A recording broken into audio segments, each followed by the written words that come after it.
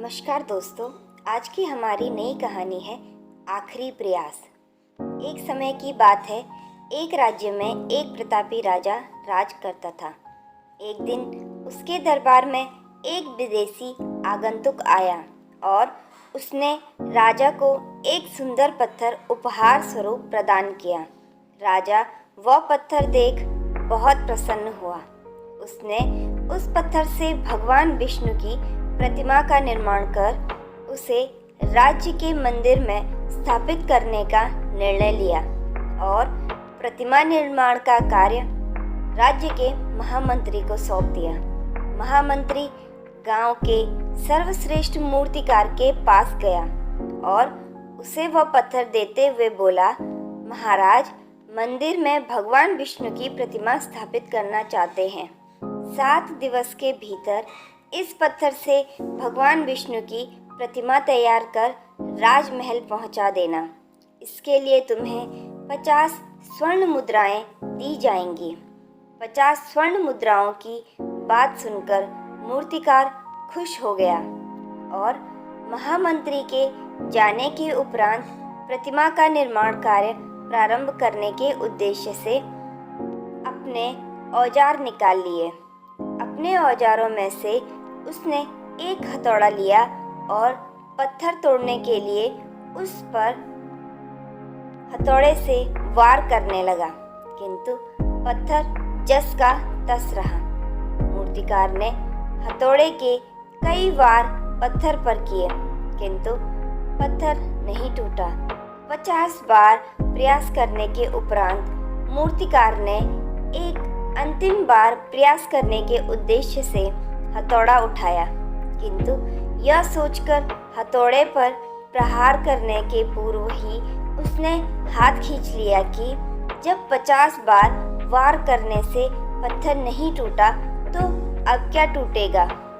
वह पत्थर लेकर वापस महामंत्री के पास गया और उसने यह कहकर वापस कर आया कि इस पत्थर को तोड़ना नामुमकिन है, इसीलिए इससे भगवान विष्णु की प्रतिमा नहीं बन सकती। महामंत्री को राजा का आदेश हर स्थिति में पूर्ण करना था, इसीलिए उसने भगवान विष्णु की प्रतिमा निर्मित करने का कार्य गांव के एक साधारण से मूर्तिकार को सौंप दिया। पत्थर लेकर मूर्तिकार ने महामंत्री के सामने ही उस पर हथौड़े से प्रहार किया और वह पत्थर एक बार में ही टूट गया।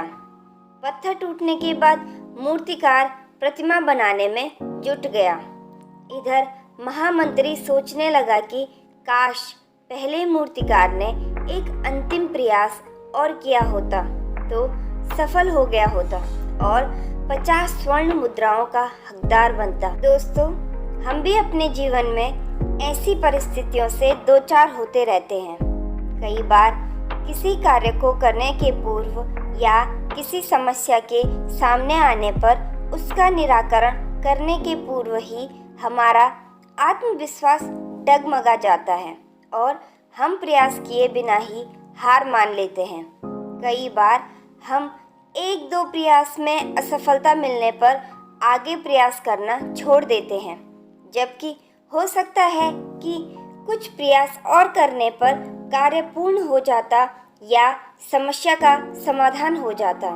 यदि जीवन में सफलता प्राप्त करनी है तो बार बार असफल होने पर भी तब तक प्रयास करना नहीं छोड़ना चाहिए जब तक सफलता नहीं मिल जाती।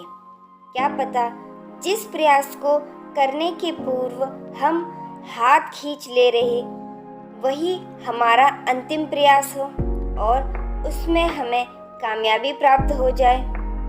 आशा करती हूँ दोस्तों, आपको हमारी आज की कहानी पसंद आई होगी। आप अपने विचार हमें कमेंट बॉक्स में लिख के बता सकते हैं। इसी प्रकार की मोटिवेशनल कहानियों के लिए हमारे साथ बने रहिएगा और हमारे चैनल को लाइक, शेयर और सब्सक्राइब कीजिएगा। धन्यवाद।